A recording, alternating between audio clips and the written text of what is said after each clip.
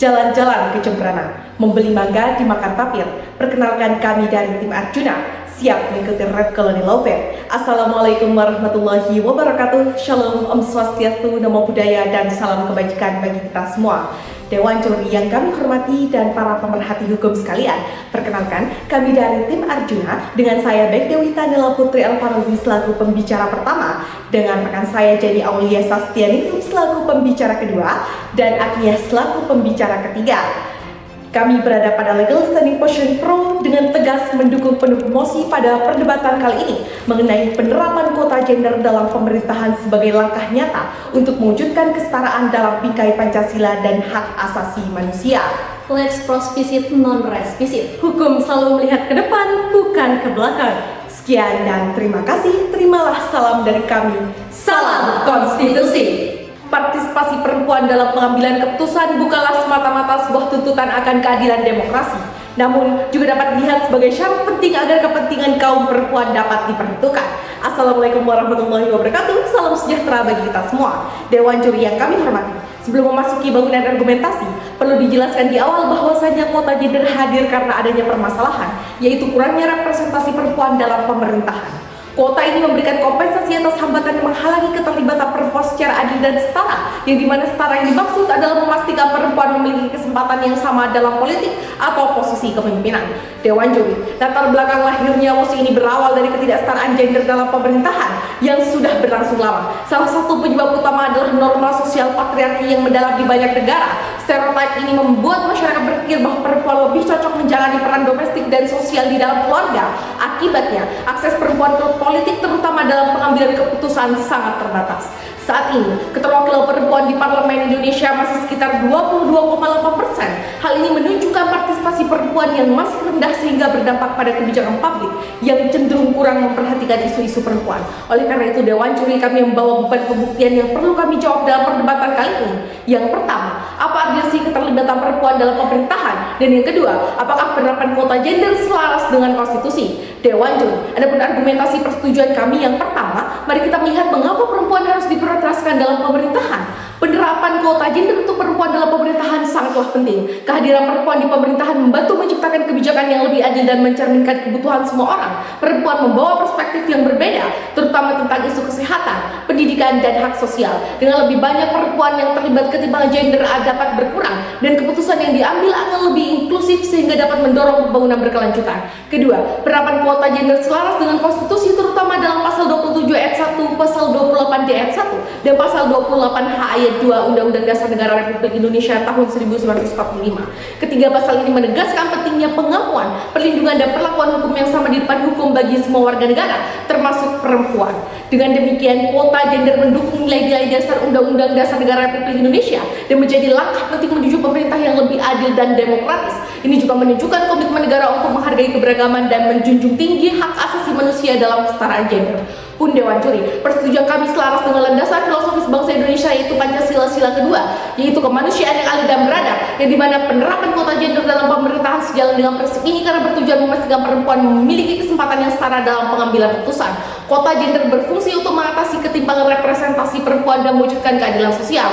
Oleh karena itu, kami mendukung penerapan kuota gender dalam keterwakilan perempuan dalam bidang legislatif, eksekutif, dan yudikatif, sehingga dapat menjadi langkah nyata untuk mewujudkan Pancasila dan hak asasi manusia. Pakar Hukum Tata Negara Universitas Indonesia, Titi Anggraini mengatakan demokrasi harus mencapai keadilan dan kesejahteraan, sedangkan kebebasan bagi perempuan harus diperjuangkan. Dewan Juri yang terhormat, dalam mosi perdebatan kali ini, hak politik perempuan yang terkait dengan partisipasi politik dan keterwakilan dalam lembaga-lembaga politik merupakan bagian yang tak terpisahkan dari hak asasi manusia. Oleh karena itu, langkah-langkah yang diambil untuk memastikan kesetaraan akses dan keterlibatan perempuan dalam politik tidak hanya merupakan upaya untuk meningkatkan kesetaraan gender, tetapi juga upaya untuk memastikan pemenuhan hak asasi manusia perempuan secara menyeluruh. Memasuki bangunan argumentasi Dewan Juri yang terhormat, setidaknya terdapat dua landasan argumentasi yang menjadi alasan kami mendukung penuh adanya mosi perdebatan kali ini. Yang pertama, kuota bagi perempuan bukan mendiskriminasikan, tetapi memberikan kompensasi atas hambatan-hambatan aktual yang mencegah perempuan dari keterlibatannya secara adil dalam posisi politik. Dalam pembentukan hukum negara secara normatif, haruslah menghormati hak asasi seluruh aspek kehidupan negara dan warga negara. Dalam hal ini, keterwakilan perempuan dalam daftar calon legislatif DPR atau DPRD dengan persentase paling sedikit adalah 30% berdasarkan pasal 246 ayat 2 Undang-Undang Nomor 7 Tahun 2017 tentang Pemilu. Pasal tersebut merupakan bentuk implementasi dari pasal 28D ayat 1 dan pasal 28H ayat 2 Undang-Undang Dasar Negara Republik Indonesia tahun 1945 sebagaimana yang telah dipaparkan oleh pembicara pertama kami. Selanjutnya, penegasan hak politik perempuan dibuktikan dengan telah diratifikasinya dua konvensi yang berkaitan dengan partisipasi politik perempuan, termasuk konvensi tentang hak-hak politik perempuan pada tahun 1958. Pun ketentuan dalam konvensi PBB tentang hak-hak politik perempuan yang pada pokoknya perempuan berhak untuk dipilih bagi semua badan yang dipilih secara umum dan diatur oleh hukum nasional dengan syarat-syarat yang sama dengan laki-laki tanpa adanya diskriminasi. Yang kedua, Dewan Juri yang terhormat, sejatinya selain daripada legislatif itu sendiri, nyata-nyatanya belum ada aturan yang ditetapkan pula mengenai kuota perempuan baik pada ranah eksekutif maupun yudikatif. Ini kemudian yang menjadi alasan kami mengapa pada akhirnya menginginkan dan mengharapkan adanya kuota gender 30% ini diterapkan di semua ranah pemerintahan. Dalam hal ini bukan hanya pada legislatif saja, melainkan dalam ranah eksekutif, yakni pada Dewan Pertimbangan Presiden dan Yudikatif dalam hal perwakilan Hakim MA dan Hakim MK. Hal ini selaras dengan Undang-Undang Nomor 39 Tahun 1999 tentang Hak Asasi Manusia yang pada pokoknya pasal 46 menyatakan sistem pemilihan umum kepartean, pemilihan anggota badan legislatif, dan sistem pengangkatan di bidang eksekutif dan yudikatif harus menjamin keterwakilan wanita sesuai persyaratan yang ditentukan. Lantas, mengapa 30%? Dewan Juri yang terhormat, mari kita merujuk pada teori critical mass yang menunjukkan bahwa mencapai kuota 30% bukan hanya tentang angka, melainkan tentang menciptakan lingkungan di mana perempuan dapat memberikan kontribusi secara signifikan.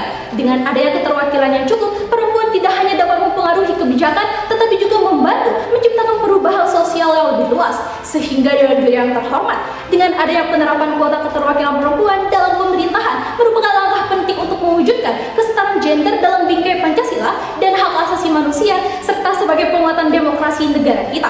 Maka, untuk menjawab persoalan yang ada, serta untuk mengoptimalkan pemenuhan kuota gender dalam pemerintahan ini, kami hadirkan mekanisme yang dirujuk dari teori Lawrence and Friedman, di mana yang pertama, legal statuts, yaitu dengan menetapkan aturan mengenai kuota keterwakilan perempuan sebanyak 30% dengan menginternalisasikan penambahan satu ayat pada pasal 8 Undang-Undang Anti Pres nomor 19 tahun 2006 untuk eksekutif, dan pada pasal 18 Undang-Undang MK nomor 24 tahun 2003 serta pasal 8 Undang-Undang MA nomor 3 tahun 2009 untuk yudikatif, serta dalam hal legislatif merevisi PKPU nomor 10 tahun 2023 yang pada pokoknya pada pasal 8 yang memuat tentang perhitungan 30% jumlah bakal calon perempuan di setiap dapil menghasilkan angka pecahan dengan pembulatan ke bawah dan dirubah dengan pembulatan ke atas. Yang kedua, legal structure mengoptimalkan pendidikan serta pelatihan politik pemerintahan yang bertujuan untuk meningkatkan kesadaran akan pentingnya keterwakilan perempuan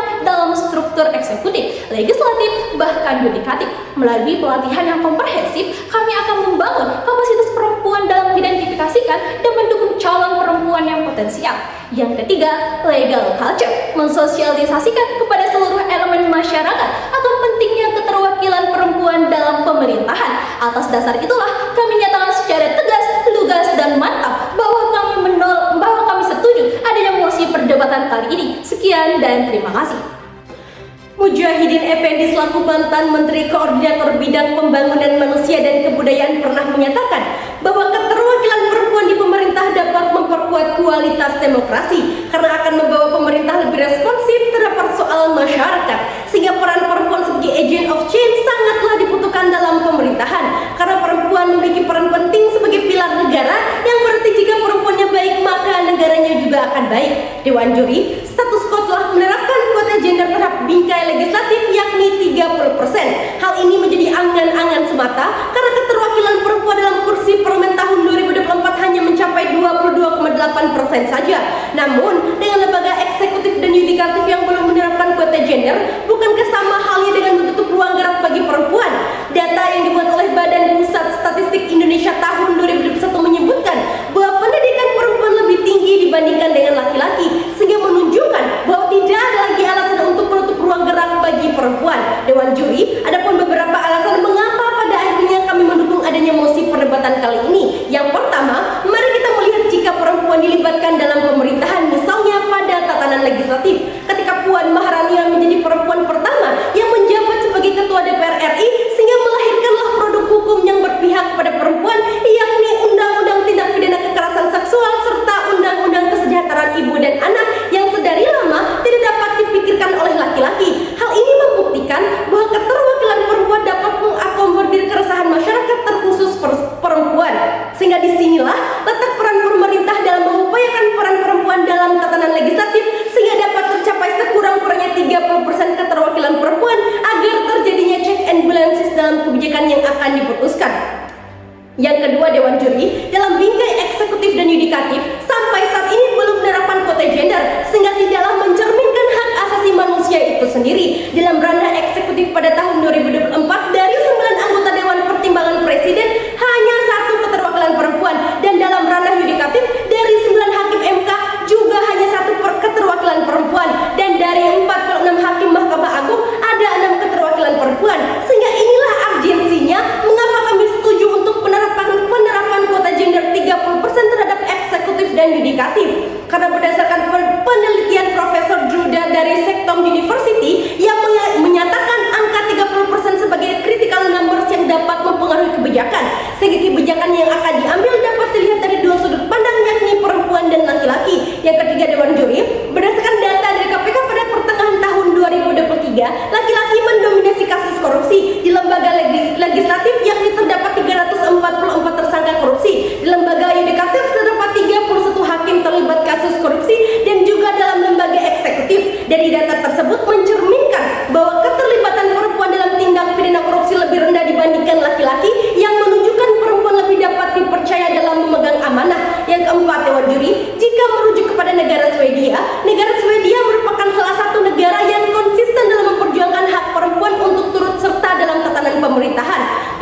Penerapan kuota gender di Swedia pun merujuk pada teori critical mass, yang dimana keterwakilan perempuan akan membawa dampak pada kualitas keputusan dalam lembaga. Sehingga berdasarkan data global gender tahun 2020, Swedia mendapatkan posisi keempat negara dengan kesetaraan gender terbaik. Sehingga dengan rujukan tersebut sangatlah efektif jika kuota gender diterapkan dalam ranah legislatif, eksekutif, dan yudikatif di Indonesia.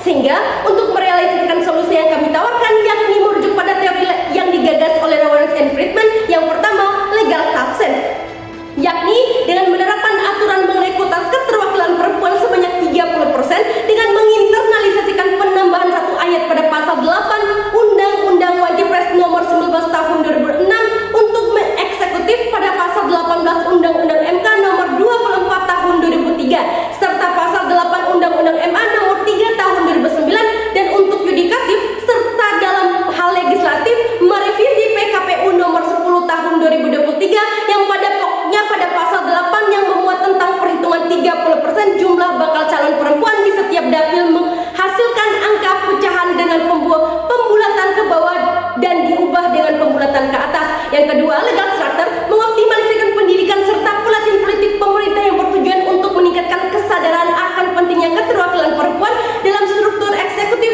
legislatif, bahkan yudikatif. Dan yang ketiga, legal culture, mensosialisasikan kepada seluruh elemen masyarakat akan pentingnya keterwakilan perempuan dalam pemerintahan. Sekian, salam konstitusi. Dewan Juri, tibalah kita di ujung akhir perdebatan. Pada dasarnya tiada mekanisme yang salah, namun tim manakah yang mampu menghadirkan rasionalisasi dan solusi yang mampu mengakomodir permasalahan dalam perdebatan kali ini. Adapun argumentasi utama kami yang pertama, terdapat urgensi mengapa penerapan kuota gender dalam pemerintahan penting dilakukan, mengingat kurangnya representasi perempuan dalam pemerintahan baik legislatif, eksekutif maupun yudikatif, sehingga hal ini dapat berdampak pada kebijakan publik yang cenderung kurang memperhatikan isu-isu perempuan. Kedua, penerapan kuota gender keterwakilan perempuan 30% wajib di setiap elemen pemerintahan, baik dalam lembaga legislatif, eksekutif, dan yudikatif, sehingga dapat menjadi solusi terhadap ketimpangan akan representasi perempuan dalam pemerintahan. Kehadiran perempuan di pemerintahan membantu menciptakan kebijakan yang lebih adil dan inklusif, serta mencerminkan terhadap kebutuhan semua orang.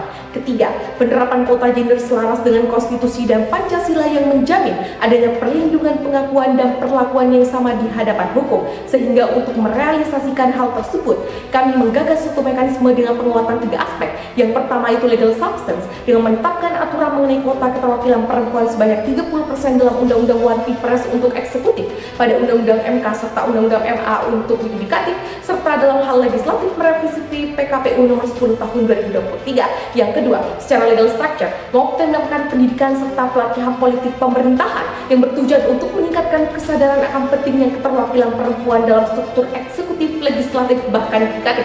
Yang ketiga, itu legal culture, yang dimana mensosialisasikan kepada seluruh elemen masyarakat akan pentingnya keterwakilan perempuan dalam pemerintahan.